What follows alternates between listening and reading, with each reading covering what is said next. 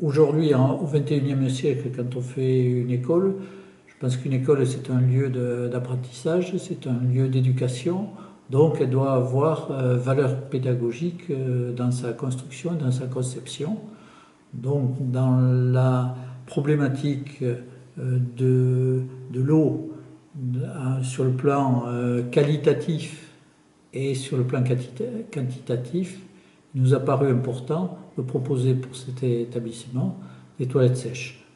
Si l'école a valeur pédagogique, il a fallu être très pédagogique avec le conseil communautaire et avec tout un environnement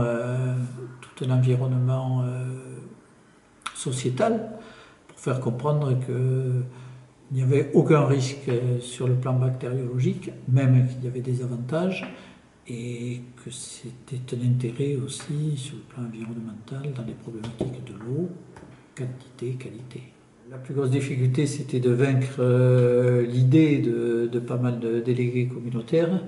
qui avaient connu les toilettes et qui les voyaient au fond du jardin et qui repensaient qu'on était dans la même thématique. Mais on avait la chance dans ce conseil communautaire d'avoir des mères de famille qui, pour elles, ont dit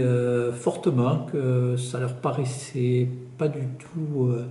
anormal de mettre les toilettes sèches, et ça a emporté la décision. Sûr que dans ce projet, on a été très accompagnés et très soutenus par le sous-préfet, le préfet, l'inspecteur d'académie